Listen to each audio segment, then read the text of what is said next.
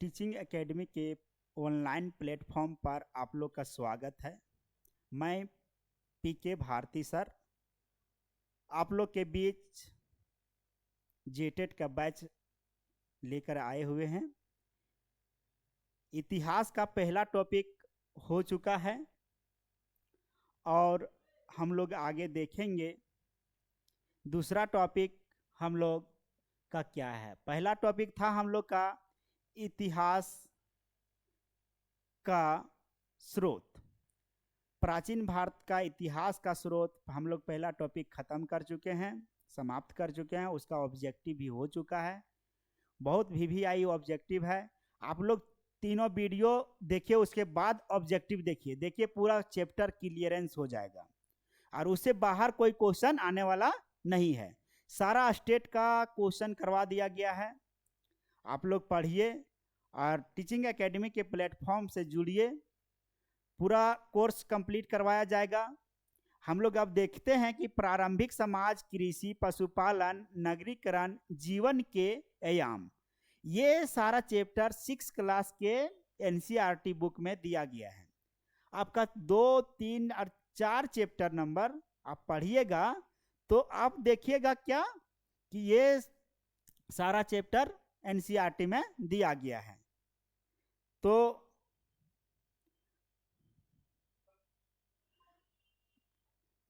हम लोग देखते हैं कि प्रारंभिक समाज का विकास कैसे हुआ। तब प्रारंभिक समाज का जो विकास हुआ, प्रारंभिक समाज का जो विकास हुआ वो आदि मानव से माना जाता है कि प्रारंभिक समाज किस तरह से था, कैसा था। तो हम लोग सबसे पहले जानते हैं कि मानव का विकास कहां से हुआ, तो दक्षिण अफ्रीका से। कहां से? दक्षिण अफ्रीका से। दक्षिण अफ्रीका,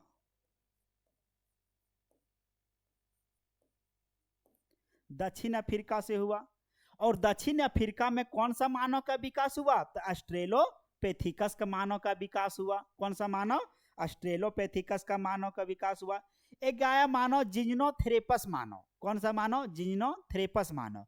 वो भी दक्षिण अफ्रीका का ही था, दक्षिण अफ्रीका का मानव था।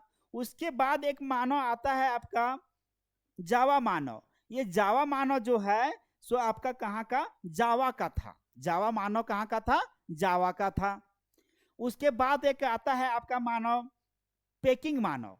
पेकिंग मानव का काम क्या था? तो पेकिंग मानव ये चीन का मानव था। पेकिंग मानव ही सबसे पहले कागज का विकास किया, पेकिंग मानव ने। उसके बाद देखते हैं निएंडरथल मानव। निएंडरथल मानव जो था सो जर्मनी का था। कहाँ का? जर्मनी का। और पिल्ट डाउन मानव जो था सो इंग्लैंड का था। पिल्ट डाउन मानव का आया, वो कहाँ का था? तो ये इंग्लैंड का था। उसके बाद क्रो मैग्नन मानव को देखते हैं। क्रो मैग्नन मानव जो थे सो कहाँ के थे? तो फ्रांस के थे। क्रो मैग्नन मानव फ्रांस के थे। उसके बाद हम देखते हैं होमोसेम्पियंस मानव। और होमोसेम्पियंस मानव जो था सो पामीर पठार का था। कहाँ का? पामीर का। इस प्रकार से क्या हुआ कि मानव का रूप चेंज होते होते होते मानव, सभ्य मानव, ज्ञानी मानव का विकास होमोसेम्पियंस मानव में आकर के हुआ, जो कहाँ का था? पामीर का था। इस प्रकार से हम लोग देखते हैं फिर क्या हुआ। मानव का जब विकास हुआ तो उसके बाद पशुपालन करने लगे लोग, कृषि करने लगे। फिर कृषि का अखेटक आया पहले, फिर कृषि आया, फिर पशुपालन आया। उसके बाद नगर का विकास होने लगा। फिर नगर का विकास हुआ तो उसके बाद जीवन जीने का कला लोग जानने लगे। फिर वो घुमंतु होते थे मानव, घूम घूम करके जीवन जीते थे। उसके बाद वो अस्थाई रूप अपना लिए। तो इस तरह से हम लोग ये सारे टॉपिकों को हम लोग एक एक करके देखेंगे। तो आइए हम लोग आगे देखते हैं कि क्या आगे दिया गया है। तो पाषाण काल हम लोग जानते हैं। पाषाण काल क्या है? पाषाण मतलब आप समझिए अच्छा से कि पाषाण मतलब पत्थरों से, औजारों से उसकी जानकारी मिलती है हम लोगों को। देखिए कि यह काल पूर्ण रूप से पत्थर के औजार और जलवायु परिवर्तन के आधार पर विकसित किया गया है। समझिए बातों को। जो पाषाण काल का विकास हुआ से किस रूप में हुआ था? पत्थर और औजार और जलवायु परिवर्तन के आधार पर पाषाण काल का विकास हुआ, विकसित हुआ। परिवर्तन के कर्म में मानव जो था सो आदि मानव ज्ञानी मानव के तरफ विकसित हो रहा था, ज्ञानी मानव के तरफ विकसित हुआ, जिसका निम्न कर्मों में हम लोग देखते हैं। अभी हम बताए कि क्या एस्ट्रेलोपैथिकस मानव, तो एस्ट्रेलोपैथिकस मानव का काल कब से कब था? 30 लाख ईसा पूर्व था। तो 30 लाख ईसा पूर्व। उसके बाद देखते थे होमो इरेक्टस मानव 1.3 लाख ईसा पूर्व था। उसके बाद देखे थे निएंडरथल मानव, निएंडरथल मानव का हम लोग देखे कि 1 लाख ईसा पूर्व था। उसके बाद देखे क्रोमैग्नन मानव, क्रोमैग्नन मानव का कार्यकाल कितना था? 1 लाख से 40,000 ईसा पूर्व था। उसके बाद विकास किसका हुआ? तो होमो सेपियंस मानव का विकास हुआ। वो जो ज्ञानी मानव थे, और ज्ञानी मानव होने का उसका कार्यकाल कब से कब था? 40,000 ईसा पूर्व से 10,000 ईसा पूर्व था। तो यही चीज यहां पर लिखा हुआ है कि एस्ट्रेलोपैथिकस मानव जो है 30 लाख ईसा पूर्व से पूर्व था, और होमो इरेक्टस मानव 1.3 लाख ईसा पूर्व था। निएंडरथल मानव 1 लाख ईसा पूर्व, और क्रोमैग्नन मानव 1 लाख से 40,000 ईसा पूर्व में थे। होमो सेपियंस ज्ञानी मानव थे जो 40,000 से 10,000 ईसा पूर्व थे। उसके बाद हम लोग आगे देखते हैं कि मानव का जो आदि पूर्वज था सो कौन था? एस्ट्रेलोपैथिकस मानव था। वो एस्ट्रेलोपैथिकस मानव के बाद में हम लोग जानते हैं कि भारत में जो पहला साक्ष्य मिलता है मानव का विकसित होने का, वो कहां से मिलता है? शिवालिक के श्रेणियों से मिलता है। कहां से? शिवालिक की श्रेणियों से मिलता है। और वो कौन सा मानव था? तो रामापेथिकस मानव था। जो भारत में मानव का साक्ष्य मिला सो कौन सा मानव था? तो रामापेथिकस मानव था। और कहां पर मिला? शिवालिक की श्रेणियों में मिला है। जो पहले मानव जो 2 पैरों पर चल कर सीधा होकर के पहले चलना प्रारंभ किया, वो कौन था? होमो इरेक्टस मानव था। कौन मानव? होमो इरेक्टस मानव था, जो पैरों पर चलना प्रारंभ किया। तो हम लोग देखते हैं यहाँ पर कि मानव का आदि पूर्वज कौन था? तो एस्ट्रेलोपैथिकस था। रामापेथिकस का भारत में पहला साक्ष्य शिवालिक की श्रेणियों से मिला है। 2 पैरों पर सीधा होकर चलने वाला पहला मानव होमो इरेक्टस था। कौन था? होमो इरेक्टस था।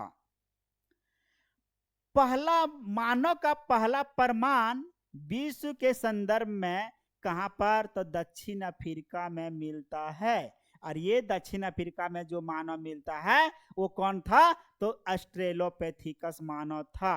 कौन सा मानव? एस्ट्रेलोपैथिकस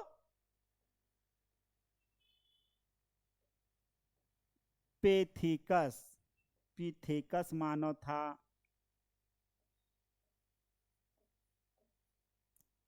एस्ट्रेलोपैथिकस मानव था, जिसका काल मतलब रेडियो कार्बन तिथि के द्वारा जो निर्धारित किया गया है वो कितना? 26 लाख ईसा पूर्व किया गया है। तो एस्ट्रेलोपैथिकस मानव कब का था? तो 26 लाख बीसी का था। 26 लाख बीसी का था।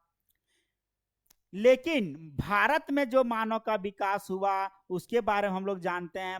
कहां पर देखा गया मानव को? तो सबसे पहले जो मानव का साक्ष्य मिला भारत में वो महाराष्ट्र के बोरी नामक स्थान से मिला हुआ था। वो कब का था? तो 14 लाख ईसा पूर्व का था, निर्धारित किया गया है। जिसे क्या कहा जाता था? तो हिम युग के नाम से संबोधित किया जाता था। तो यहाँ पर यही चीज लिखा हुआ है कि महाराष्ट्र में बोरी नामक स्थान से जो साक्ष्य मिला है उस काल का बोलता है 14 लाख ईसा पूर्व का है, निर्धारित किया गया है। यह काल हिम युग, यह काल क्या? हिम युग के नाम से संबोधित किया जाता है। अब हम लोग देखेंगे पुरातात्विक दृष्टिकोण के अनुसार हमारी पृथ्वी पर 4 अरब वर्ष पुरानी है, जो 4 अवस्थाओं से होकर गुजरती है। चौथी और अंतिम अवस्था 2 भागों में विभाजित किया गया है।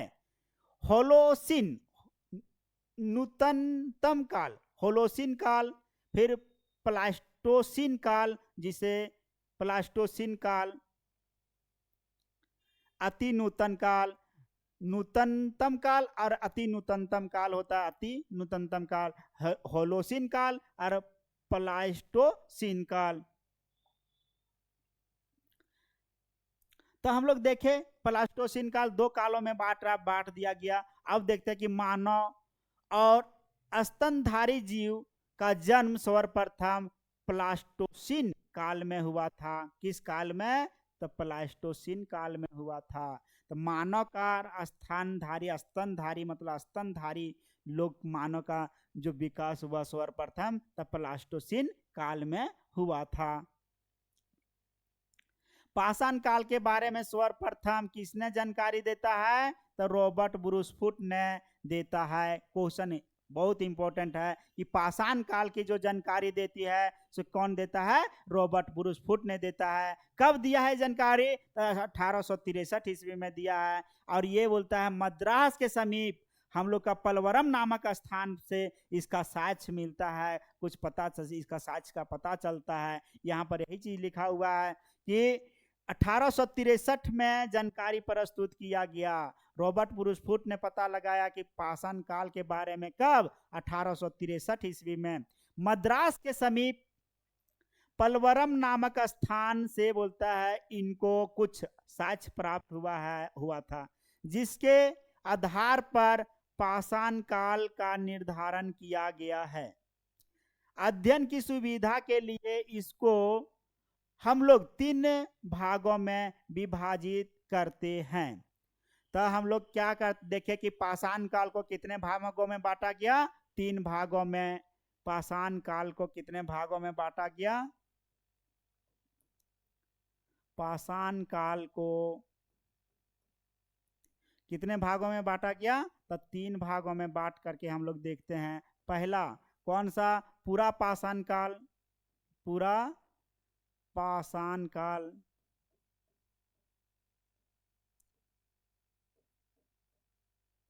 फिर दूसरा हम लोग देखे कौन सा काल था? तो मध्य पाषाण काल।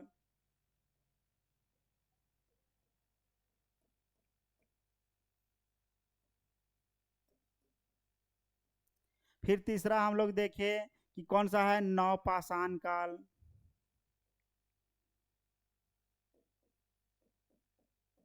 नवपाषाण काल। तो देखते हैं कि जो पूरा पाषाण काल में हुआ सो क्या हुआ। देखिए पूरा पाषाण काल जिसे हम लोग क्या कहते थे? Palaeolithic as. पेलियोलिथिक एज भी कहते थे। क्या? पेलियोलिथिक एज कहा जाता था। आखेटक, इसमें क्या होता था? पूरा पाषाण काल में आखेटक का विकास हुआ और संग्राहक का विकास हुआ। ये कब से कब पीरियड था? तो 30 लाख से 10,000 बीसी तक के काल को पूरा पाषाण काल में रखा गया है। पूरा पाषाण काल में किसका विकास हुआ? तो आखेटक का विकास हुआ और संग्राहक का विकास हुआ। फिर देखते हैं मध्य पाषाण काल। मध्य पाषाण काल मेसोलिथिक एज कहलाता है। किस एज? Mesolithic as. आखेटक होता था और पशुपालन करता था, जो 9000 से 4000 बीसी का था। 9000 से 4000 आखेटक और पशुपालन करता था। 9000 से 4000 बीसी था। नवपाषाण काल नियोलिथिक एज, कृषि उत्पादन 9000 से 1000 बीसी का था। तो बोलता है नवपाषाण काल क्या और किस नाम से जाना जाता है? क्वेश्चन पूछता है कि नवपाषाण काल को और किस नाम से जानते हैं? तो नियोलिथिक एज के नाम से जानते हैं। इस समय क्या होने लगा? तो हम लोग जानते हैं कृषि का उत्पादन। तो हम लोग जानते हैं कि कृषि का साक्ष्य किस काल में मिलता है? तो नवपाषाण काल में मिलता है। इसका पीरियड कब से कब? तो 9000 बीसी से लेकर के 1000 बीसी अतः 4000 बीसी से लेकर के 1000 बीसी तक को हम लोग जानते हैं। तो हम लोग देख लिए कि कौन कौन सा काल। तो बोलता है यहाँ पर हम लोग देखे कि इसकी बोलता है पुरातात्विक दृष्टिकोण से 2 भागों में बांटा गया। कौन कौन भाग? तो होलोसिन काल और प्लास्टोसिन काल। प्लास्टोसिन काल। उसके बाद हम लोग देखे कि मानव जो था सो स्तनधारी मानव था। स्तनधारी किस काल में हुआ? तो प्लास्टोसिन काल में इसका विकास हुआ। उसके बाद हम लोग क्या देखे? कि पाषाण काल के बारे में वो सर्वप्रथम जानकारी कौन देता है, तो रॉबर्ट ब्रूसफुट देता है। कब इसका जानकारी प्राप्त किए, तो ये जानकारी प्राप्त 1863 ईस्वी में प्रस्तुत करते हैं। उसके बाद हम लोग देखें कि 1863 ईस्वी में जो रॉबर्ट ब्रूसफुट ने जो पाषाण काल के बारे में जानकारी दिए हैं, उसका कालखंड कितने में बांटा गया, 3 कालखंडों में देखे, पूरा पाषाण काल, मध्य पाषाण काल और नवपाषाण काल। तो पूरा पाषाण काल जो था सो क्या था, पिलियोलिथिक एज था, और मध्य पाषाण काल जो था सो मेसोलिथिक एज, और नवपाषाण काल जो था सो कौन सा एज था, तो नियोलिथिक एज था। अब हम लोग देखते हैं आगे। अब हम लोग देखेंगे पूरा पाषाण काल। पूरा पाषाण काल को भी कितने भागों में बांट करके देखेंगे, 3 भागों में पूरा पाषाण काल।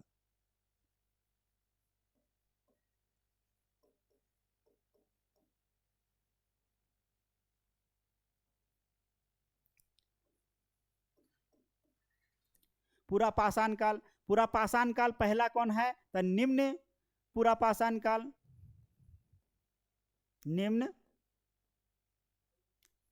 पूरा पाषाण काल। दूसरा कौन सा है, तो मध्य पूरा पाषाण काल।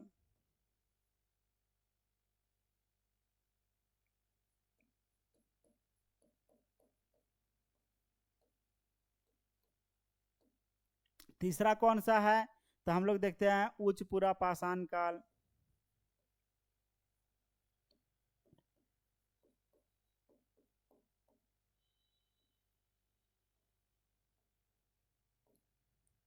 तो देखिए पूरा पाषाण काल बोलते, पूरा पाषाण काल में निम्न पूरा पाषाण काल 30 लाख से लेकर के 1 लाख बीसी। मध्य पूरा पाषाण काल 1 लाख से 40,000 बीसी। फिर हम लोग देखते हैं उच्च पूरा पाषाण काल 40,000 से लेकर के 10,000 बीसी तक का काल में बांटा गया है। किसे, तो पूरा पाषाण काल को। निम्न पूरा पाषाण काल क्या था, निम्न पूरा पाषाण काल में हम लोग देखते हैं कि पाकिस्तान के सोहन नदी घाटी एक है क्षेत्र, उसे संबंधित बोलता, अधिक बोलता वहां से क्या हुआ, वहां से संबंधित साक्ष्य मिले हुए हैं, जो किस तरह का दिखाता है, तो सोहन सांस्कृतिक का साक्ष्य जो मिलता है वो निम्न पूरा पाषाण काल में मिलता है। और कहां से मिलता है, तो पाकिस्तान के सोहन नदी घाटी से क्षेत्र से मिलता है। इसके बारे में हम लोग को जानकारी यहाँ से मिलती है। और यहाँ पर हम लोग देखते हैं कि निम्न पूरा पाषाण काल में हस्त कुठार का विकास हो गया था, और हस्त कुठार का विकास और सांस्कृतिक विकास होने लगा था। तो इसके बारे में हम लोग देखते हैं एक एक करके कि पाकिस्तान के सोहन नदी घाटी क्षेत्र में इस काल से संबंधित सबसे अधिक साक्ष्य मिला है, सोहन घाटी वाला क्षेत्र से निम्न पूर्व पाषाण काल में। इसलिए इससे सोहन सांस्कृतिक, किसने, सोहन सांस्कृतिक भी कहा जाता है। क्यों, क्योंकि सोहन नदी घाटी के क्षेत्र में मिला है, इसलिए सोहन सांस्कृतिक भी कहा जाता है। इस काल का प्रमुख औजार हस्त कुठार, मतलब हैंडक्स जिसे कहते हैं, हाथ की कुल्हाड़ी। हैंडक्स कैसे बनाया जाता था, पत्थरों को काट काट करके, हस्त कुठार था, इसलिए हस्त कुठार सांस्कृतिक भी कहा जाता है। तो देखिए हम लोग देखते हैं निम्न पूर्व पाषाण काल को और किस नाम से, हस्त कुठार सांस्कृतिक के नाम से भी जाना जाता है। सोहन सांस्कृतिक या तो बोलेगा हस्त कुठार सांस्कृतिक का विकास किस काल में हुआ है, तो निम्न पूर्व पाषाण काल में हुआ है। ये ऑब्जेक्टिव क्वेश्चन आएगा दोस्तों, तो उस समय आप लोग देखिएगा सोहन घाटी सांस्कृतिक और बोलता सोहन सांस्कृतिक और हस्त कुठार सांस्कृतिक का विकास किस काल में हुआ, तो निम्न पूर्व पाषाण काल में हुआ।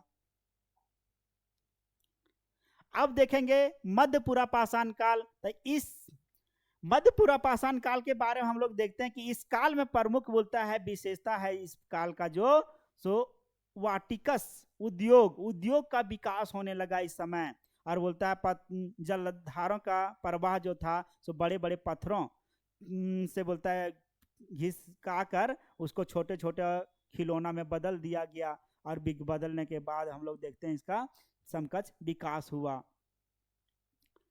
और इसका बोलता है इस काल में प्रमुख बोलता है औजार फलक और बोलता है सल्क सांस्कृतिक, फलक और सल्क इस रूप में बदल दिया गया। तो हम लोग आइए देखते हैं मध्यपुरा पाषाण काल। मध्यपुरा पाषाण काल क्या है? इस काल के प्रमुख बोलता है विशेषता जो है सो वाटिकसम उद्योग अर्थात बोलता है नदी में जलधाराओं के प्रवाह से बड़े बड़े पत्थर घिस कर छोटे छोटे खिलौना के रूप में आकार प्रदान कर लेते थे। उसी को वाटिकसम कहा गया है। और उसी को मतलब छोटे छोटे खिलौने के रूप में बोलता है लाकर प्रदान कर दिया जा लेते थे, और उसी को हम लोग वाटिकसम कहते थे। इस काल का प्रमुख बोलता औजार फल्क और सल्क था। इस काल का बोलता मध्य पाषाण काल का प्रमुख औजार कौन है? फल्क और सल्क। क्वेश्चन यहाँ से पूछता है कि फल्क और सल्क औजार किस काल का है? तो मध्य पाषाण काल का है, मध्यपुरा पाषाण काल का है। उच्चपुरा पाषाण काल के बारे में हम लोग देखेंगे कि उच्चपुरा पाषाण काल क्या है कि इस समय हिम युग समाप्त हो गया था। हिम युग का समाप्ति उच्चपुरा पाषाण काल में हो गया था। इस काल की दो प्रमुख विशेषता चमक उद्योग और ज्ञानी मानव का उदय हुआ। तो उच्चपुरा पाषाण काल में क्या हुआ हम लोग देखते हैं कि चमक उद्योग और ज्ञानी मानव का उदय उच्चपुरा पाषाण काल में हुआ। इसी काल में सर्वप्रथम आग का आविष्कार हुआ था, और इसी समय उच्चपुरा पाषाण काल के समय में ही क्या हुआ? आग का आविष्कार हुआ था। तो हम लोग जानेंगे कि सबसे पहले आग का आविष्कार किस काल में हुआ? तो उच्चपुरा पाषाण काल में हुआ। क्वेश्चन ये भी आई इंपॉर्टेंट पूछा गया क्वेश्चन है रेलवे का। ये भी क्वेश्चन आपका जेटेट में आने की संभावना ज्यादा कि आग का आविष्कार किस काल में हुआ था? तो उच्चपुरा पाषाण काल में हुआ था। इसी काल में ज्ञानी मानव, जो ज्ञानी मानव था होमो सेपियंस का उदय हुआ। कौन सा मानव का? ज्ञानी मानव कौन था? होमो सेपियंस, इसका उदय हुआ। इस समय समाज मातृसत्तात्मक था, और इस समय समाज जो था सो किस पर निर्भर होता था? मातृसत्तात्मक। अभी किस पर होता है? पितृसत्तात्मक। घर का मुखिया कौन होता है? पिता होता है। तो उस समय कौन होता था? तो माता होती थी। इस काल के बोलता प्रमुख औजार बेधनी, छेदनी और खुरचेनी है। और इस बोलता है उच्चपुरा पाषाण काल का प्रमुख औजारों में से कौन है? बेधनी, छेदनी और खुरचेनी है। तो हम लोग क्या पढ़े कि मध्य पाषाण काल से क्वेश्चन आएगा। तो कौन सा क्वेश्चन आएगा? तो फल्क और सल्क सांस्कृतिक किस काल में विकास हुआ? तो मध्य पाषाण काल में हुआ। ये क्वेश्चन। दूसरा हम लोग का यहाँ से पूछेगा कि हिम युग का समाप्ति किस काल में हुआ था? तो उच्चपुरा पाषाण काल में हुआ था। ये क्वेश्चन बनेगा यहाँ से। फिर क्या बनेगा कि उच्चपुरा पाषाण काल में बोलता है याग का आविष्कार किस काल में हुआ? तो उच्चपुरा पाषाण काल में हुआ। फिर हम लोग देखेंगे कि ज्ञानी मानव का जो है सो विकास किस काल में हुआ? तो होमो सेपियंस का उच्चपुरा पाषाण काल में हुआ। फिर हम लोग देखते हैं कि उच्चपुरा पाषाण काल में समाज कैसा था? तो पितृसत्तात्मक, मातृसत्तात्मक। तो क्या होगा? मातृसत्तात्मक था। और उच्चपुरा पाषाण काल का औजार कौन कौन थे? बेधनी, खुरचेनी और कौन सा था?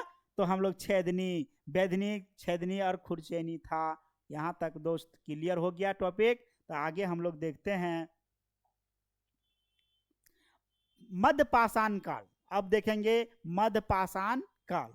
मध्य पाषाण काल के बारे में हम लोग देखते हैं कि इस काल के बारे में सर्वप्रथम लॉर्ड कर्साइल ने 1867 ईस्वी में जानकारी प्रस्तुत किया है। तो मध्य पाषाण काल की जानकारी हम लोग को कब मिला है? 1867 ईस्वी में। किसने दिया था? तो लॉर्ड कर्साइल ने दिया था। किसने? लॉर्ड कर्साइल ने दिया था। इस समय शिकारी जीवन आखेटक पहले से चला आ रहा था, और अंतिम समय में पशुपालन भी जुड़ गया था। और अंतिम समय में पशुपालन भी जुड़ गया था। इस समय पहले की बोलते अपेक्षा हथियार धारादार बनाया जाने लगा। बोलता है उस समय क्या होने लगा कि औजार जो पत्थर का बनाया जाता था वो धारेदार बनाए जाने लगा। बागोर कहाँ पर है? तो बागोर राजस्थान में। एक क्वेश्चन पूछता है बागोर कहाँ है? राजस्थान में।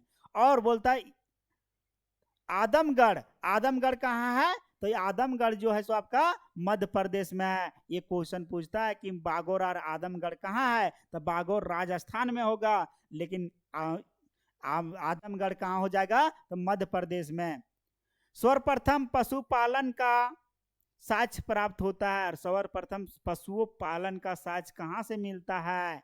ये क्वेश्चन पूछता है कि सर्वप्रथम पशुपालन का साक्ष्य कहाँ से मिलता है? तो बागोर और आदमगढ़ से मिलता है। कहाँ से? बागोर और आदमगढ़ से मिलता है। वो कहाँ पर है ये? तो राजस्थान या मध्य प्रदेश भी ऑप्शन में देता है। बागोर और बोलता है आदमगढ़ नहीं दिया, तो क्या रहेगा ऑप्शन में? राजस्थान और मध्य प्रदेश। पशुपालन का साक्ष्य यही दो जगह से मिलता है सबसे पहले। भीम बेटिका मध्य प्रदेश। भीम बेटिका क्वेश्चन रहेगा कि भीम बेटिका कहाँ है? तो मध्य प्रदेश में। एकदम बैठा लीजिए दिमाग में, कहाँ है? मध्य प्रदेश में है। जो अधिक संख्या में सेल आश्रय बोलता है गुफा घर का प्रमाण मिला है। ये क्वेश्चन पूछता है यहाँ पर कि गुफा की संख्या, जो सेल आश्रय की गुफा की संख्या कहाँ से मिला? भीम बेटिका से। ये ऑब्जेक्टिव क्वेश्चन पूछा हुआ है यहाँ से दोस्तों, जिनको यूनेस्को ने विश्व धरोहर सूची में शामिल किया गया। तो ये गुफा संख्या, जो गुफा था घर यहाँ सेल सराय का गुफा, वो कहाँ पर है? भीम बेटिका मध्य प्रदेश में है। और इसको यूनेस्को जो था धरोहर में, उसको शामिल कर दिया गया। हम लोग क्या क्या देखे, हम लोग देखते हैं क्या क्या पढ़े मध्य पाषाण काल के अंतर्गत। तो मध्य पाषाण काल का बोलता है सर्वप्रथम जानकारी कौन देता है? तो लॉर्ड कर्साइल ने देता है। कब दिया है? तो 1867 ईस्वी में दिया है। इस समय बोलता है, इस समय शिकारी जीवन बोलता है आखेटक पहले से बोलता होता आ रहा था। अंतिम समय में पशुपालन भी इसमें जुड़ गया। अब हम लोग यहाँ पर देखें कि बागोर कहाँ पर है? राजस्थान में। और फिर देखे या आदमगढ़ कहाँ है? तो आदमगढ़ हम लोग देखे मध्य प्रदेश में है। आदमगढ़ कहाँ है? मध्य प्रदेश में। इस समय पशुपालन का प्रथम साक्ष्य पशुपालन का कहाँ से मिला? तो बागोर और आदमगढ़ से मिला। फिर हम लोग देखें कि भीम बेटिका कहाँ है? तो मध्य प्रदेश में। यहाँ पर क्या मिला? सेलसराय बोलता है गुफा घर मिला हुआ है। ये सब प्रमाण यहाँ से मिला हुआ है, इसलिए इसको यूनेस्को का विश्व धरोहर में भीम बेटिका को शामिल कर लिया गया था। यही सब चीजों को पढ़े थे हम लोग।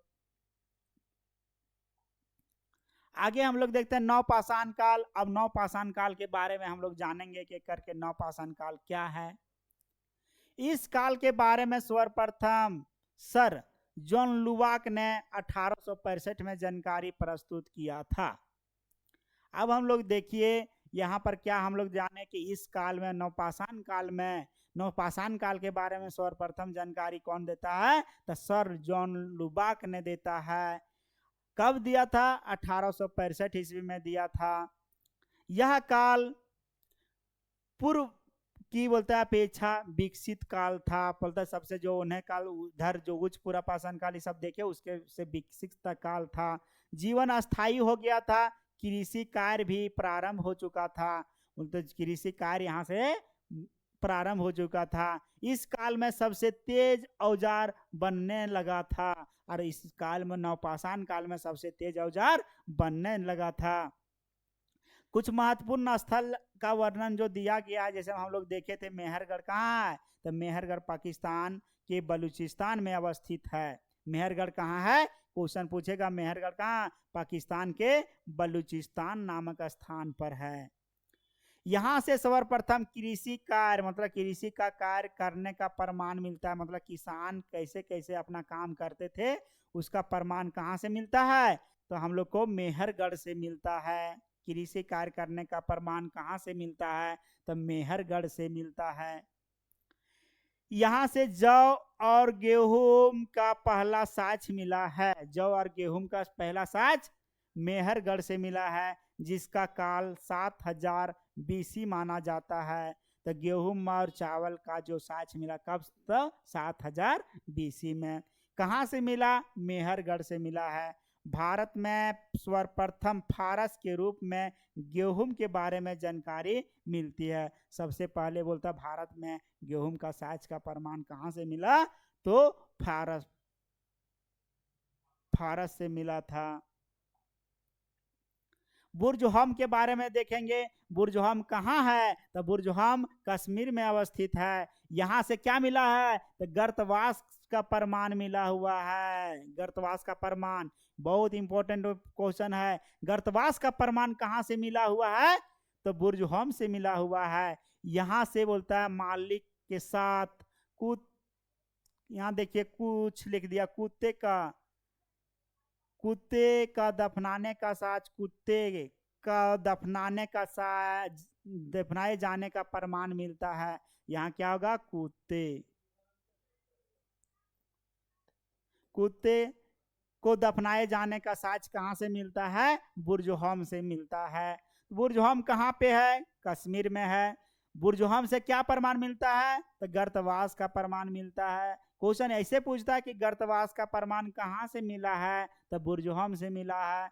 मालिक के साथ कुत्ते को भी दफनाया जाता था, इसका प्रमाण कहाँ से मिला, तो बुर्ज हम से मिला है। VVI क्वेश्चन है यहाँ पर। गुफकराल, यह भी बोलता है कश्मीर में अवस्थित है। गुफकराल कहाँ है, कश्मीर में स्थित है, जिसका शाब्दिक अर्थ कुम्हार या कुल्लाल का घर होता है। कुम्हार या तो कुल्लाल का घर होता है। गुफकराल कहाँ पर, कश्मीर में है, और इसका शाब्दिक अर्थ कुम्हार या तो कुल्लाल का घर होता है। यहाँ से मृत भांड का पहला प्रमाण कहाँ से मिला, तो मृत भांड का पहला प्रमाण गुफकराल से मिला है।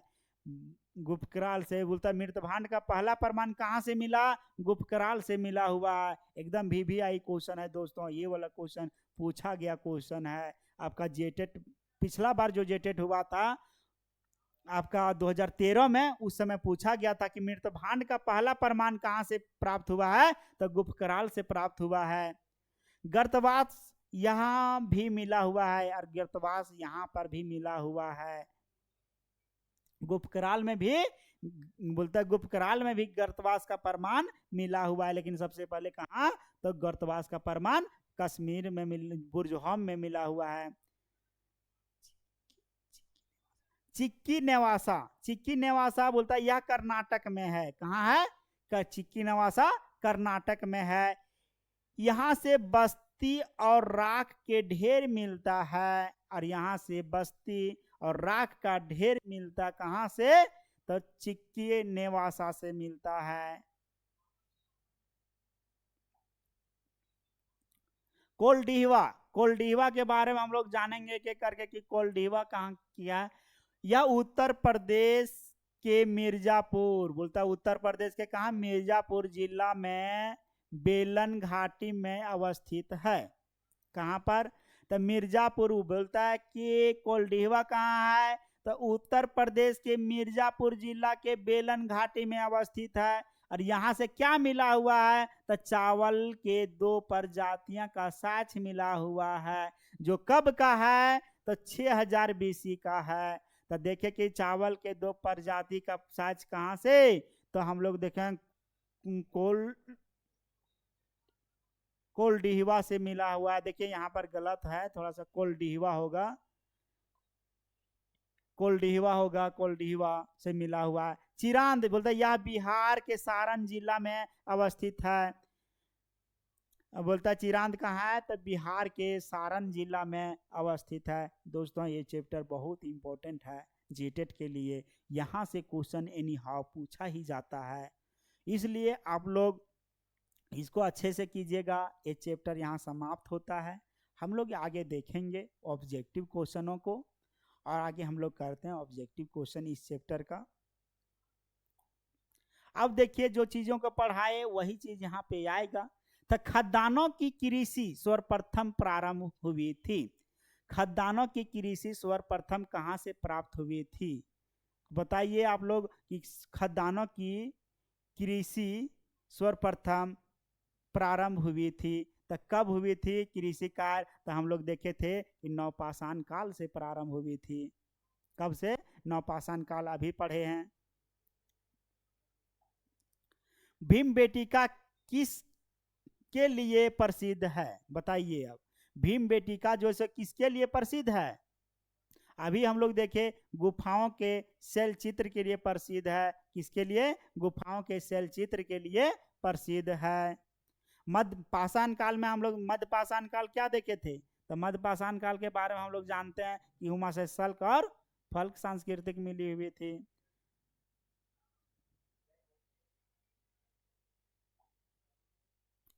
राष्ट्रीय मानव संग्रहालय कहाँ पर है?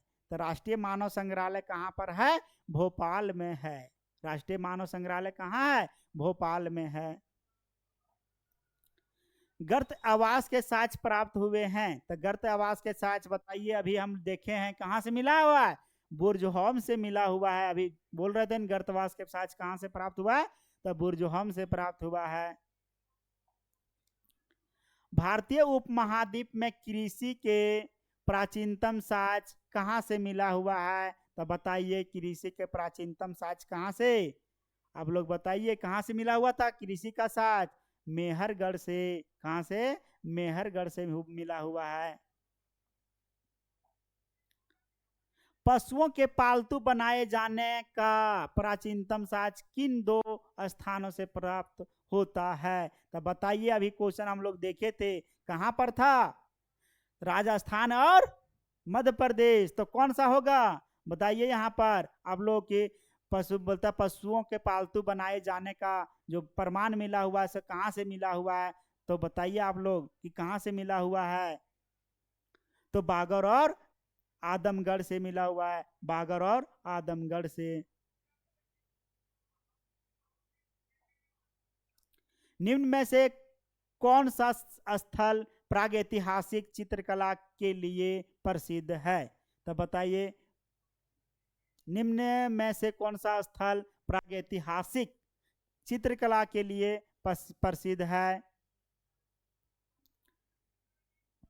बताइए आप लोग कि ये क्वेश्चन क्या होगा आंसर प्रागैतिहासिक काल का?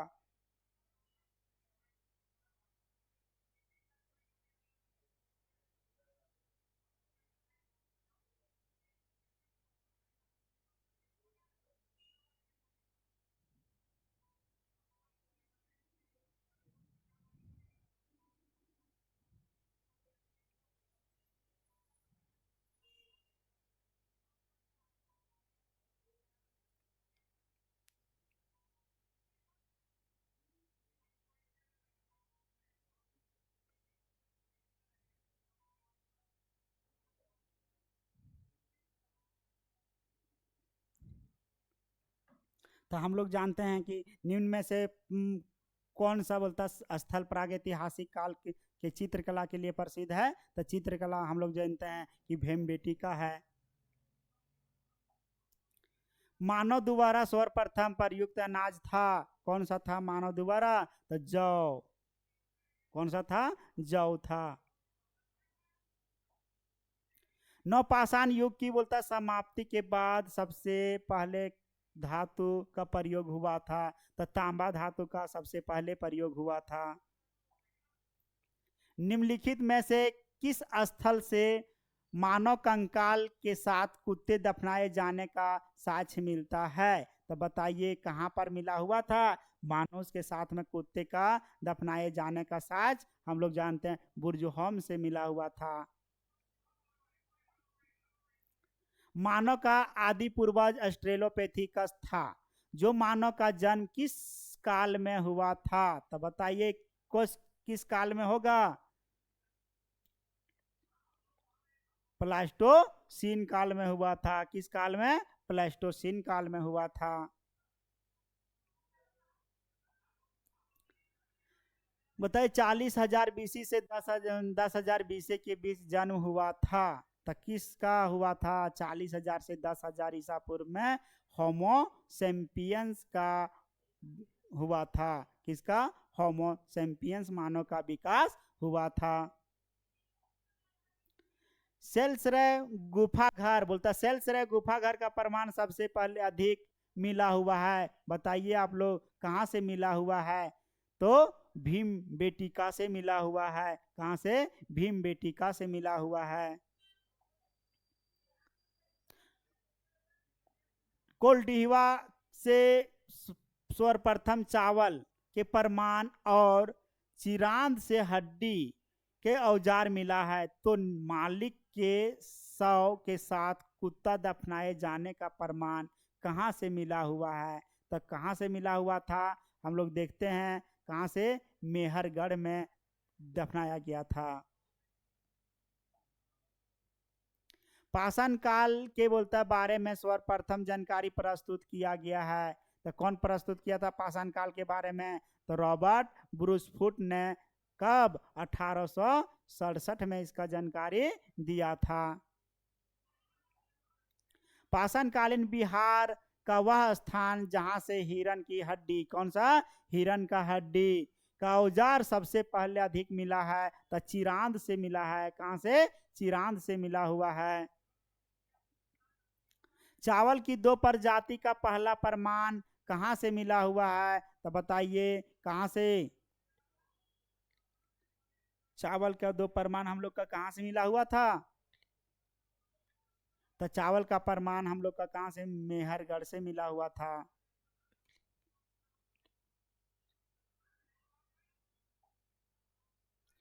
चैल्कोलिथिक काल कहते हैं, बताइए चैल्कोलिथिक काल किस काल को कहा जाता है?